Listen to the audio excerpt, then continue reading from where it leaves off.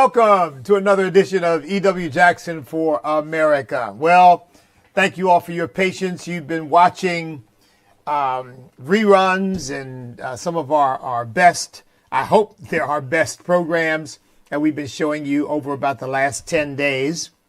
But I'm back live this morning.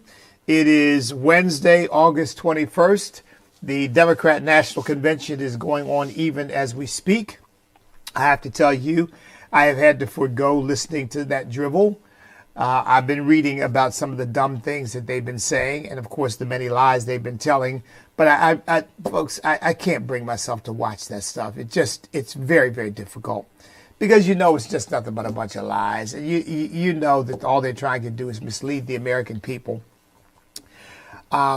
I'm going to be this coming Sunday at More Grace Ministries in Louisville, Kentucky. For those of you from Kentucky, I will be there. More Grace Ministries, again, Louisville, Kentucky. Let me see if I have the address where I'm going to be, but you can always look it up. If I don't, that's why I'll be preaching 2 services on Sunday morning and Sunday afternoon.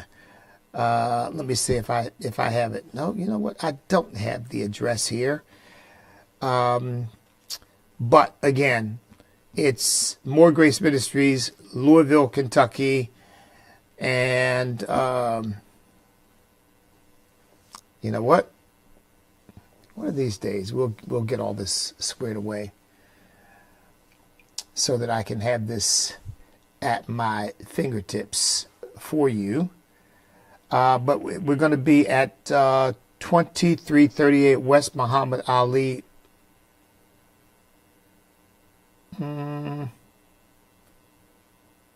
Yeah, I think it's 2338 West Muhammad Ali Boulevard, Louisville, Kentucky. But please check that out, okay? Because I may or may not be giving you the correct address. I'm going for what's in my book, and I know they have 2 locations. So check it out. More Grace Ministries, Pastor Cecil Bly. So that's where I'll be this coming Sunday. Please stop by the Call Church, because we've got a great service planned for you there. And one of the CPC representatives will be speaking on probably on the life issue, certainly hitting on that. As you all know, I'm profoundly committed to the lives of unborn children. So we're going to have a great service on Sunday at the Call Church in my absence. For those of you in the Virginia area, 943 Canal Drive, Chesapeake, Virginia. I will not be there, but a stand-in will be. And I'm sure that he will do an absolutely tremendous job for you. Again, you can forgive me for displaying my lack of pre-show prep, because I tend to be focused on the issues rather than some of these other matters, and I need to get better at being ready to tell you exactly what you need to know in order to follow me if you are in the area or are inclined to do so. But no, I don't have it. So I'll maybe I'll get that for you later. I have the person who is speaking for me. I know the guy, but he's spoken for me one time. I was very, very impressed. But I don't think someone else has been making the arrangements. I'll leave it at that. Okay, forgive me. No excuses. I ought to know. I ought to have that stuff at my fingertips. So I'll try to do better about that next time. Okay, enough of that. When I do this program, I like to try to do things, come at things in a way that is different than what you're going to get in the mainstream media, because you can always tune into that stuff and, hear the usual pablum. But I like to try to, first of all, I'm bringing a Christian perspective, which is going to be very different than what they do.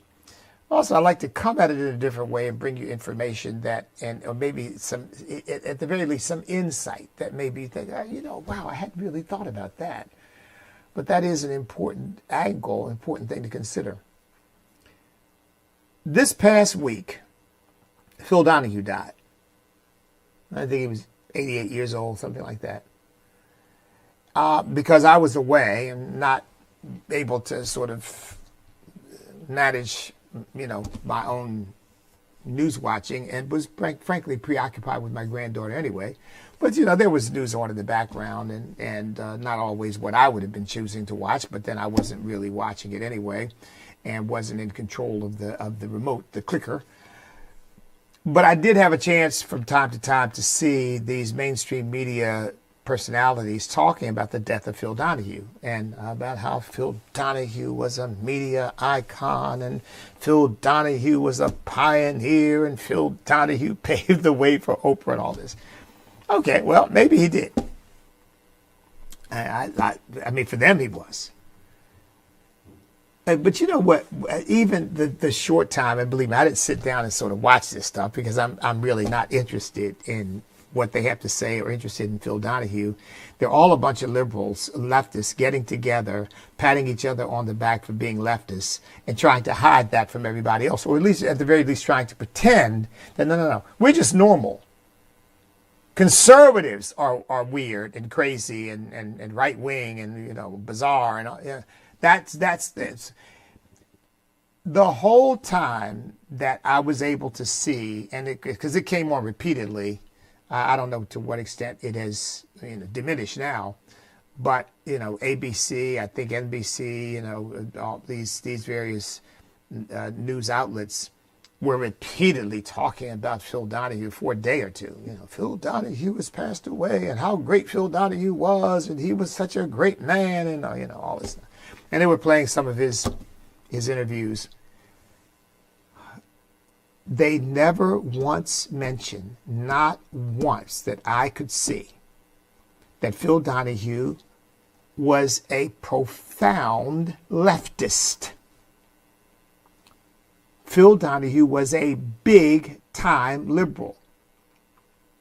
And by the way, maybe not atheist, but certainly godless.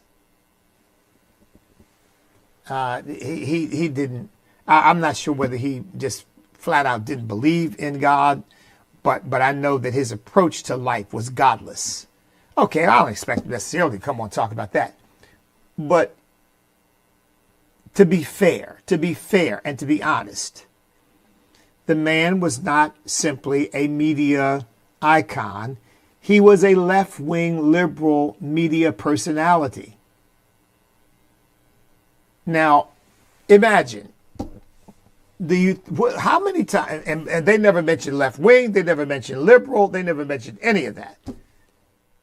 What do you think they say when Rush Limbaugh died? And Rush Limbaugh, by the way, was magnitudes of order bigger than Phil Donahue ever hoped to be.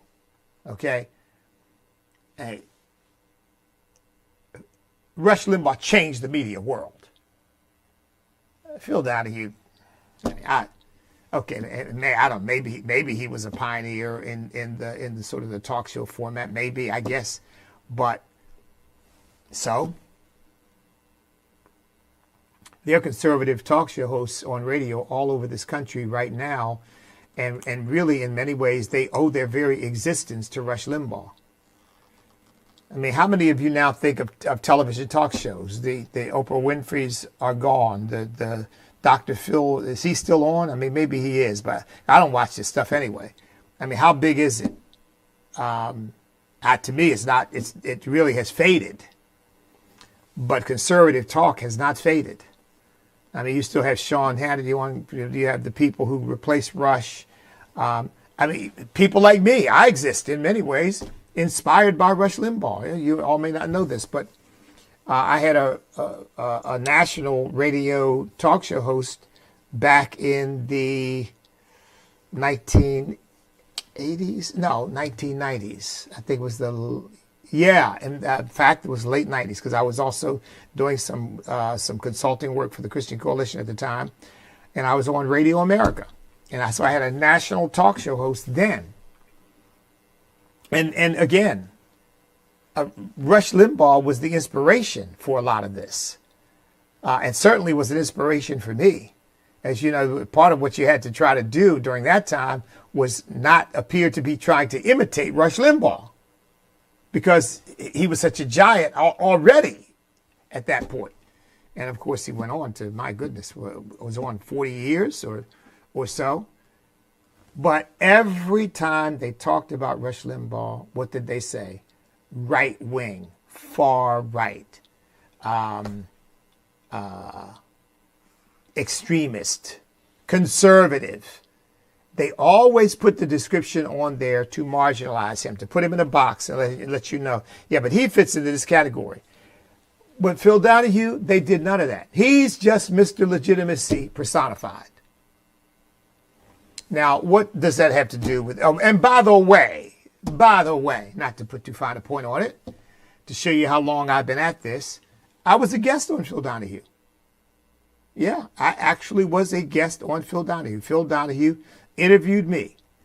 Now, I was a guest with 2 or 3 other people during the busing era, because I was one of those,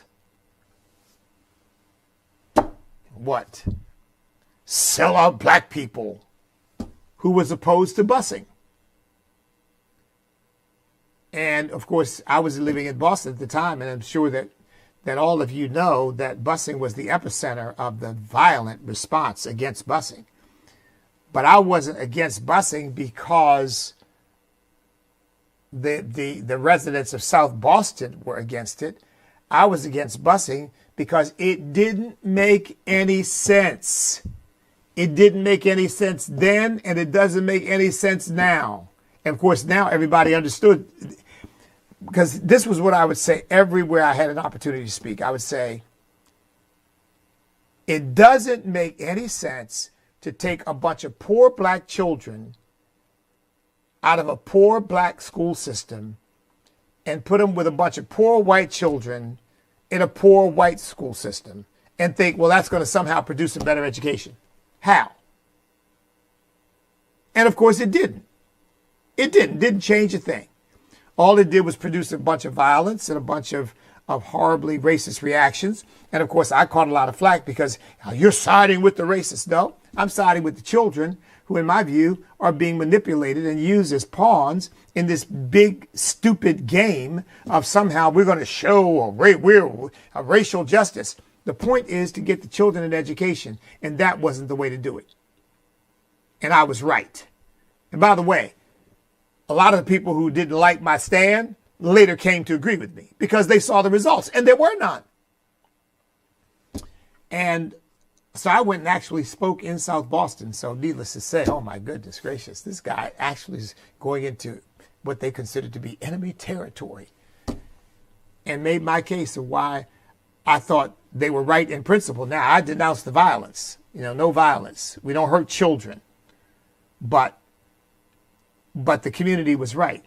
And by the way, can I take a moment to explain a phenomenon? Because of course, you know what they said about people in South Boston. They were racist, and I have no doubt that some of them were, okay? No doubt that some of them were. There was a city councilor named Kelly who lived over in South E, who I got to be acquainted with. We didn't become close friends, but we were acquainted. And we talked eye to eye and shared a lot of the same values. Now, he probably pandered to some of the worst elements in his community, but nevertheless, he was not a guy who was out to try to hurt black people. He was a guy trying to protect his own community against what they saw as the powerful and the elitists basically using them as pawns in their games. And I agreed with him. That's exactly what was happening. They had these poor white people over in Southie who couldn't do anything about it. These poor black people over in Roxbury who couldn't do anything about it. And they're going to mix them up and put them together because somehow that's supposed to prove that all the liberals are so enlightened. And it was a complete debacle. But let me share something with you to show that even that was not really racial. What do you mean that wasn't racial? It wasn't racial. Folks, it is a documented historical phenomenon. Anytime you take a large group of people from outside an area and you transplant them into an area that is demographically homogeneous, you are going to have problems. Now, if you have a few, they can matriculate quite easily, they can fit in quite easily, and they, generally speaking, they're accepted quite easily. But when you move a large group of people who are demographically different into a large homogeneous group, you're going to have trouble. And I say that's not race. It has nothing to do with race. Look, it is true if you move a bunch of Serbians into what were their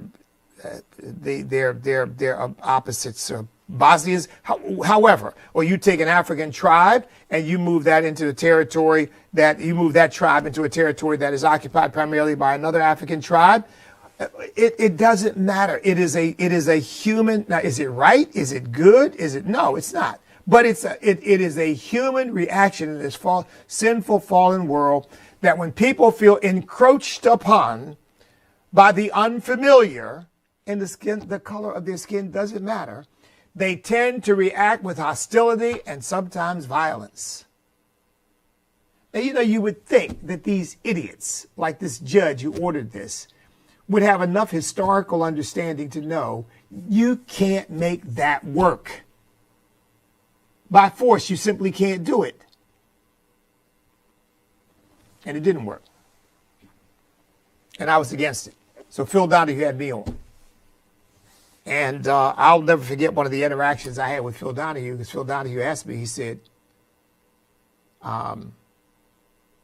basically pointing at there were a couple people from Southie who were on the panel with me, but I was really the main focus because I'm, of course, the standout. Everybody expects them to take the stand they're taking. Nobody expects me to take the stand I'm taking against busing. So he says to me, he says,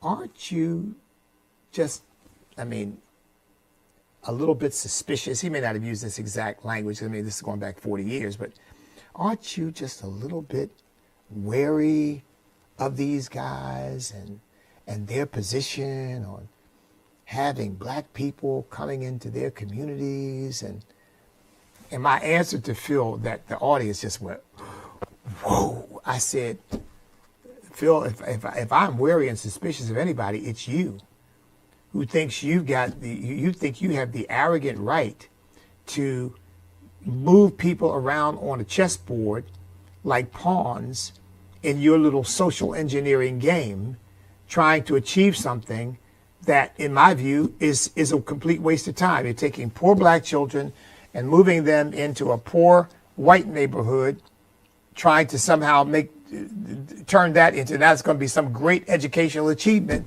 and everybody's going to come out educationally better off. I said, I think it's foolish. I said, so if I'm concerned about anybody, it's about people like you who are pushing those kinds of policies. Well, needless to say, I did not become one of his favorite people. And he was pushing it. So now, why did I go through all that? Why do I bring that up? Because what I want you to understand is this. Now, this is not a new point, but this, what I just told you underscores it. Democrats are running against Republicans. Okay? Republicans are running against Democrats and their media propaganda machine. Because they're going to normalize every crazy, insane, abominable idea and policy.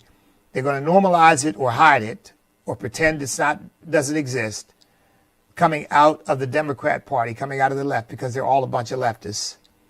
And they're going to vilify and amplify everything that comes out of the conservative community, out of the Trump campaign, out of the Republican Party, and try to turn it into some extremist, wacko, crazy, to put Wall's adjective on, weird, abnormal. See, the reason why they didn't identify Phil Donahue as a leftist, a confirmed far leftist, in my view, the reason I didn't identify him as such is because that's normal. See, being far left is normal. But the reason they would identify Rush Limbaugh only as a right wing, far right wing conservative is because that's not normal. That's abnormal. See, Walz was really revealing something about the way they think when he said they're weird, they're abnormal, because that's the way they think about anybody who doesn't agree with them. So what we're dealing with is a situation in which the media, and we've seen it with this extended honeymoon for Comrade Kamala, the media is going to do everything in their power to try to make sure that the Democrat ticket is elected. Everything in their power. Now, thank God they don't have all power. They wish they did, but they don't.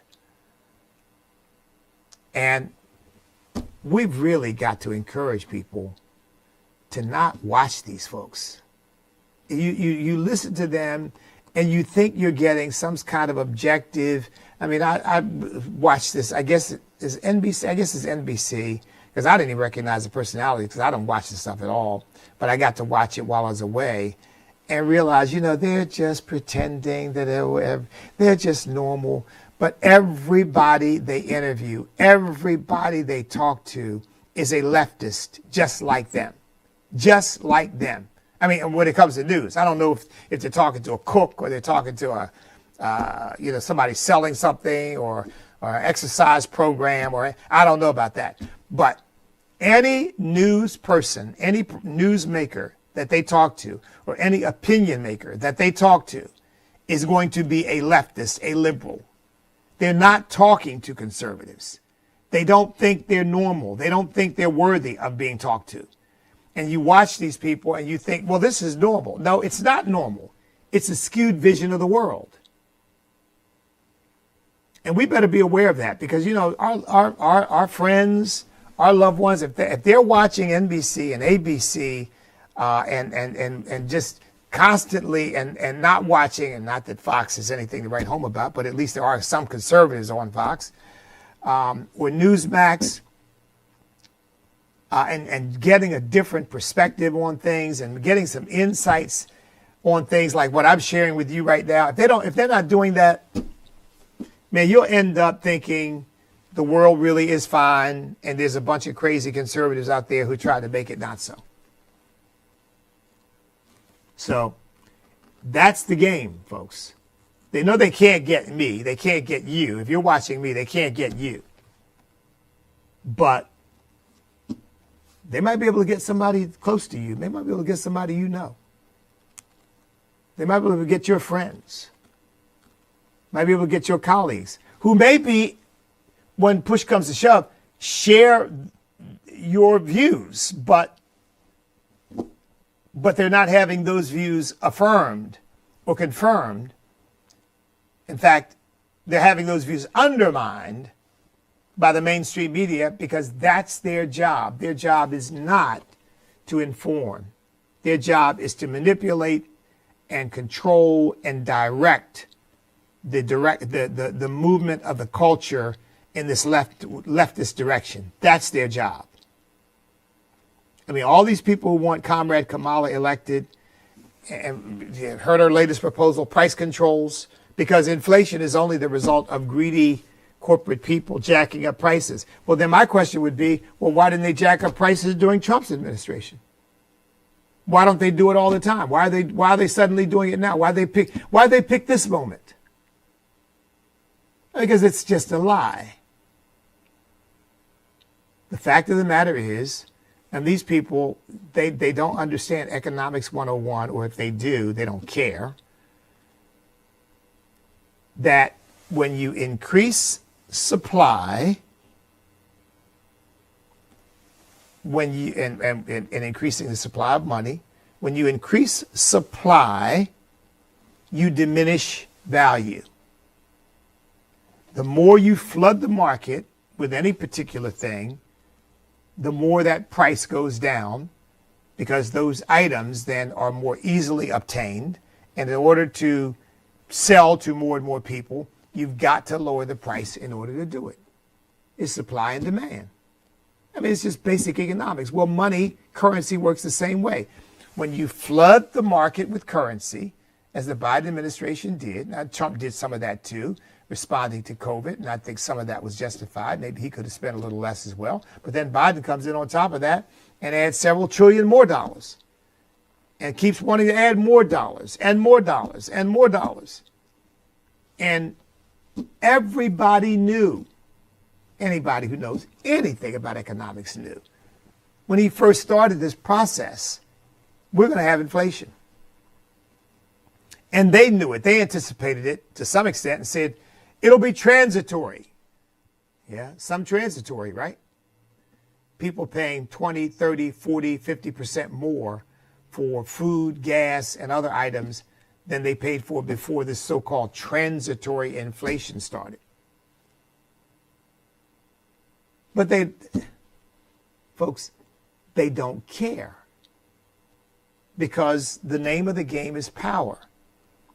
But if you look at these media propagandists, you never know that people are suffering with high prices. You never know it. Because everything is lovely. Everything is great. And we get more of the same with Comrade Kamala. Look, price controls will only produce two things. They will produce shortages of everything you try to control. Everything. Because what you say to the manufacturer, what you say to the business person is, this is all you can charge for that item. And if the other costs of that for that business person are going up, all that means is that that person is going to produce less of that item because it's not affordable to produce more of it. And that's why you have food lines in Russia and China and North Korea and other places. That's why you have rationing, because they try to control everything and they have no idea how the market works. They don't want the market to work. And so you control the market by controlling how much of any given item people can have. It is artificial, and it produces immense human suffering. But that's the direction we want to go down. By the way, that's the direction Kamala Harris wants to lead us down. By the way, and I know that some people may consider this to be off the beaten track, or maybe a little unfair, or maybe, but I think it's got to be raised. And since none of the candidates, apparently not even Donald Trump, will raise this, somebody's got to. Somebody needs to ask Kamala Harris to respond to the fact that her father is a Marxist economist. And say, look, you were raised by a Marxist economist. Do you agree with him or do you disagree with him? To me, that's fair. I know you say, well, you can't blame people for the sins of their parents, but this is not blaming somebody for the sin of a parent. This is asking somebody their ideological perspective based upon a parent who apparently is very politically, because Marxist economics, of course, is very political. It's a very political position to take, as it basically says the free market doesn't work. Marxism does. I think it's fair to ask a candidate who was raised in that kind of a household and environment, say, do you agree with that or do you disagree with that? How have you navigated that? To me, that is not out of bounds, but nobody will ask that. Well, the mainstream media, they don't want to ask us because they hope she is a Marxist, and that's what they want. I've said the same thing about Pete Buttigieg, only Pete Buttigieg, thank God, is not a candidate trying to become the first homosexual president, or first openly homosexual president. Oh, Lord, like we don't have enough problems. But in my view, since he wants to be such a prominent public person, somebody needs to ask him the same question. Well, your father was a confirmed communist. He may say, well, no, my father wasn't a communist. Well, then why did he create the International Antonio Gramsci Society? Antonio Gramsci was a communist, right? Well, yeah, he was. Well, If your father wasn't a communist, why did he have such honor and respect for Antonio Gramsci? And let Pete Buttigieg dance around that one. And then, of course, the next question is, well, now what about you? Are you a Gramsciite? Because fair to say your father was a Gramsciite. Are you a Gramsciite? Do you believe Antonio Gramsci's theory about communism taking over cultures by subverting their cultural hegemony and replacing it with Marxist hegemony, with Marxist values, Marxist ideas? You undermine the ideas which hold the culture together, and you replace those with a new set of ideas. Do you agree with that? I'd love to hear him answer that question. And because in my view, if he were answering honestly, he would say, yes, I do. I believe he's cut from the same cloth as his father. And of course, homosexuality in a communist system that is godless and amoral, homosexuality is just a matter of, hey, people do whatever they want to do. Now, the old communists didn't like it because they were imbued before they became communists. Excuse me, folks. Before they became communists, they were imbued with a lot of traditional thinking. I mean, in Russia, for example, from the Orthodox Church, and in other places, just from this normal traditional manhood and thinking that, you know, being a homosexual was not a good thing. So the old communists didn't cotton to it, but the new communists understand, as the Hungarian communist Lukács, György Lukács, or George Lukács, a Hungarian communist who basically introduced sex education to children as a way of breaking down the bonds of family. So anything goes. Don't let your parents fill you with all this traditional nonsense. They're just trying to keep you from having fun and from enjoying life. Homosexuality, bestiality, whatever. I'm not saying they included bestiality, but, you know, once you take down the standards that God has erected, who sets the new standards?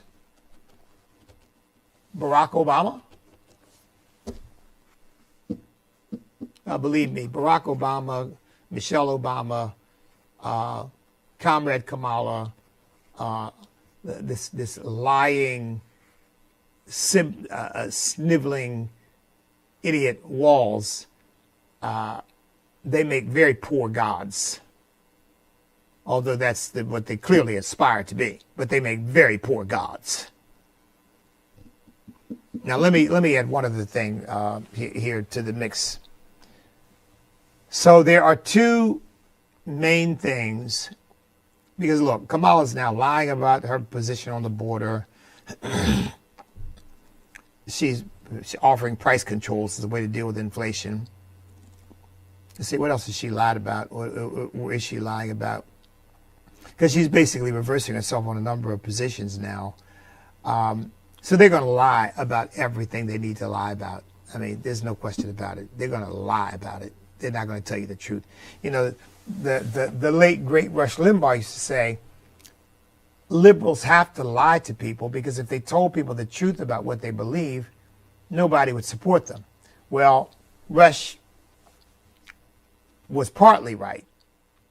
There was a time when that was true, but they have so dragged the entire country and their following so far left that now they can hold positions that are completely insane, and people go along with it. Such as, oh yes, I was so thrilled when my 3-year-old came out as transgender. What?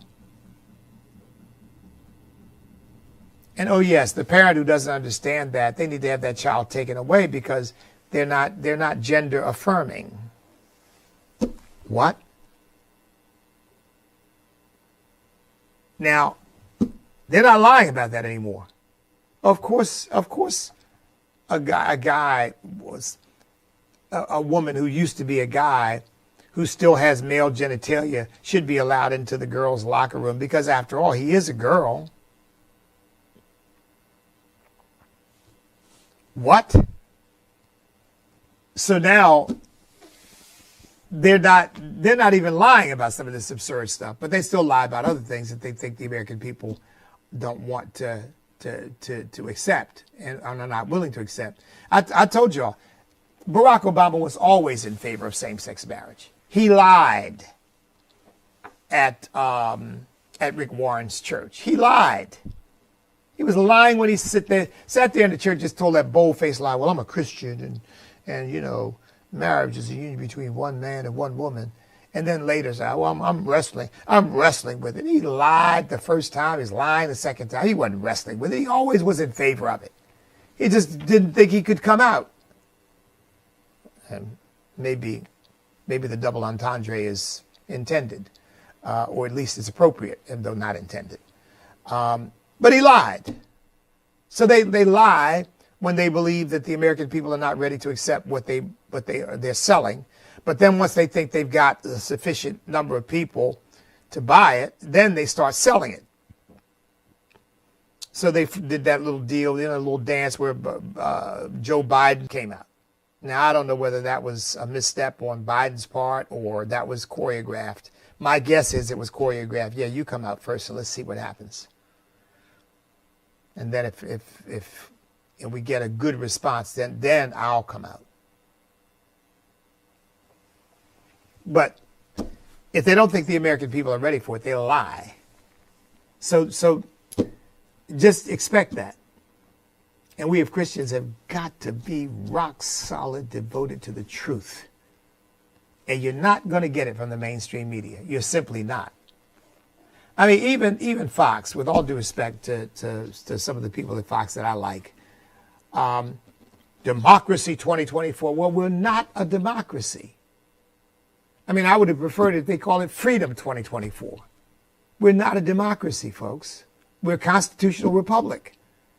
And that's not some word game that I'm playing or some trying to seem like I'm intellectually superior because no, it is a substantive distinction and an important one. And so even some of the mainstream media that are trying to at least give conservatism a voice don't fully get it. Okay? They just don't fully get it. Remember my distinction? There's conservatism and then there's biblical worldview conservatism. And while the two may look alike and sound alike, they're not quite the same. They don't mesh on all points. Because whereas we take a stand based upon absolute truth, there are conservatives who take a stand because it's convenient or because they think they reasoned their way to it. And then a big gust of wind blows and suddenly they're in a different place and they take a different position because I've got a new insight to it now.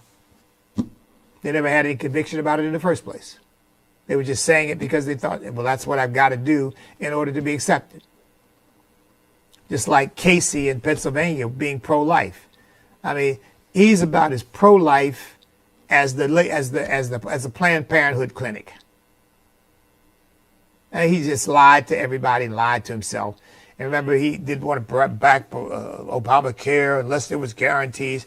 And now he's part of a party for which killing unborn babies is part of their religion. It's a cult of death. So one other thing I want to get to in the few minutes I have left.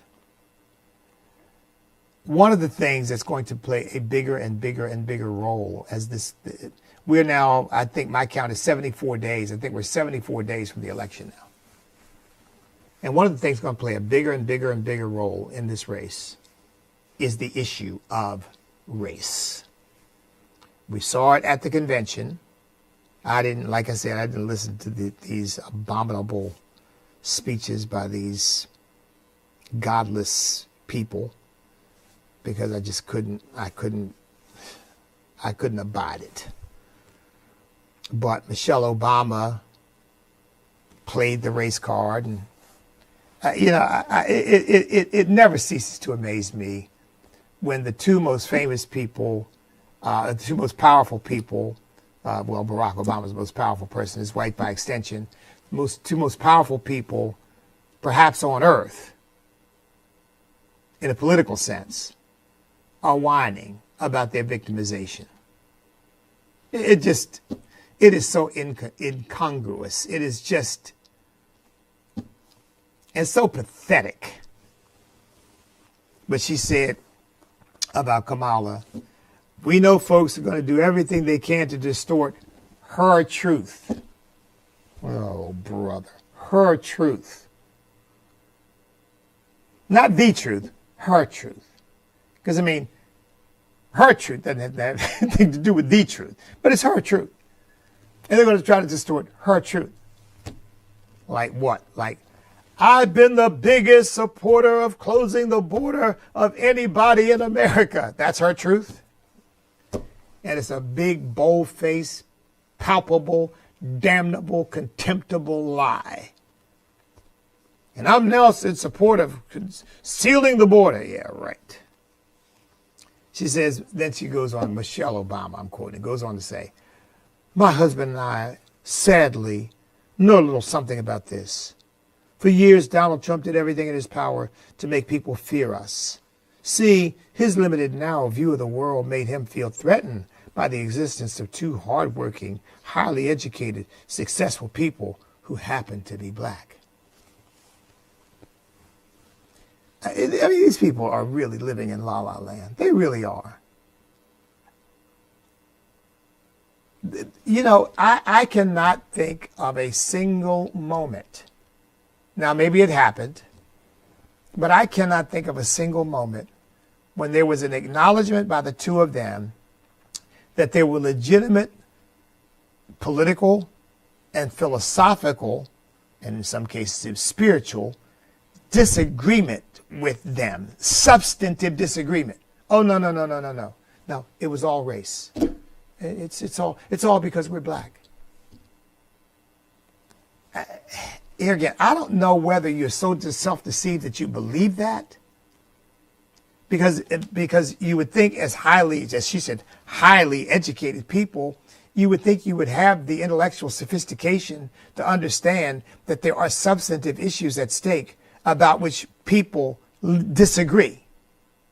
But they, without any reference to race, I mean, look, Joe Biden, Barack Obama, Jill Biden, Michelle Obama, Pete Buttigieg, I don't care who they are. I don't care what the color of their skin is. When they take positions with which I disagree with them. And I think that's where the American people are. They didn't disagree with Barack Obama because he was black. They disagreed with him because he was wrong. And by the way, wrong about just about everything. Maybe not everything, but just about. And then she says, who's going to tell him that the job he's currently seeking might just be one of those black jobs? Apparently, Donald Trump, in talking about illegal immigrants coming over, taking black jobs. Now, they turned that into some kind of racial trope. Barack Obama referred to black jobs. He was talking about illegal immigrants coming over and taking the jobs of black folks. Because a lot of, again, if these entry-level jobs that we're talking about, of course, he's talking about the poor and lower middle income black folks primarily, because they're not coming over, at least illegal immigrants are not coming over taking jobs of people who are working in middle or upper management or that kind of thing. And there are many black folks working in those jobs. Talking about those entry-level jobs, those low-paying jobs, those jobs that get you started in the marketplace, said they're coming over taking those jobs away.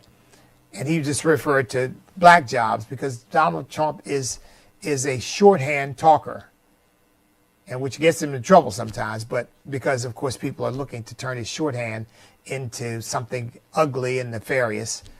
But so she refers to black jobs like he used it as a racial trope. Folks, here's what I want to leave you with. The race card is going to be played to the hilt. The race card is going to be played to the hilt. Please, I am urging you to help me respond to that. We are looking, I'd love to spend $1 million. We probably won't get there in the 74 days we've got left unless somebody drops $1 million on me, or $500,000, or gets me started in that process. But I want to spend as much as I can reaching into these black communities in Philadelphia, Pittsburgh, Virginia. By the way, it looks like Virginia may well be in play. Donald Trump seems to be gaining in Virginia. Virginia had been kind of written off. It's leaning Democrat, but it may be in play. But in Pennsylvania, Virginia, North Carolina is in play. Georgia's in play. Ohio, maybe not given J.D. Vance being there, but I'm not writing Ohio. Let's put it this way. I'm not putting Ohio in the win column yet. But I would say Pennsylvania, Georgia, maybe in this order. Georgia and Pennsylvania, critical. North Carolina would be the second in that list. And then maybe Virginia and Ohio as the third tier in that list. Help me to go into these communities and do some social media and radio ads targeting black voters and telling them why they should vote for Donald Trump rather than vote for Comrade Kamala. The website is standamericapac.us. That's standamericapac.us. Standamericapac.us. We only got 2 months left. Why don't you commit to giving something each month, or maybe you can give every couple of weeks. Again, $5, $10, $15, $25, $100, $500. We can run radio ads that are directed toward the black community for anywhere from about $20, $25, probably more $25 now, to $300 or $400 a spot. In a top market, in the Atlanta market, advertising on a black radio station is going to cost about $300 or $400 per 1 minute spot. So you can see how quickly that piles up into thousands of dollars. Many of the other outlying stations are cheaper, but that's why I said if we had $1 million, we could do. Man, I really believe we could make a tremendous impact and help Donald Trump carry this election. But we can do a lot. The less we have, the less we can do. But we can do everything we can do with what you give. And by the way, you should know that with the PAC, there's no salaried staff with the PAC, so I'm not paying salaries out of the PAC. I do have a couple consultant fees I have to pay. But most of that money, I'd say 85, 90% of it is going to reaching voters, okay? Reaching voters. StandAmericaPAC.us. That's StandAmericaPAC.us. Check it out. I'll be back with you again tomorrow, and I'll try to have those details about where I'm going to be readily available and who's going to be speaking at my church on Sunday as well. So I hope you'll stop by. Because the spirit of our church doesn't change because I'm not there. And you go and you'll get the sense of who we are and where we stand. We are people of God's word. We are unabashed patriots. We are unabashedly pro-life. We are unabashedly pro-family as God designed it. We are unabashedly pro-constitution because it limits power and limits the power of government and maximizes the power of the individual, which is the way God intended it, because we're supposed to be free. He made us free, and governments don't have a right to restrict our freedom of speech and freedom of movement and freedom of religion or any of that. So that's the kind of church we are. I'm not making any apologies for it. And if you're in a church that's none of that, and you're giving your tithe and giving your offering and giving your time and giving your talent, my question would be why? I mean, why on the one hand you're saying, listen, I'm committed to God's way, and here you are supporting a church that's running from it. I meet Christians like that all the time. I don't understand it. I don't understand it. Well, you know what? I won't get any further into that because my goodness, I'm already 5 minutes over. Listen, God bless each and every one of you. I love you. I'm praying for you. I'm glad to be back with you live. So in the meantime, stand up, step up, speak up, and refuse to back up, because we cannot be defeated if we will not quit, because we are on God's side. God bless everybody.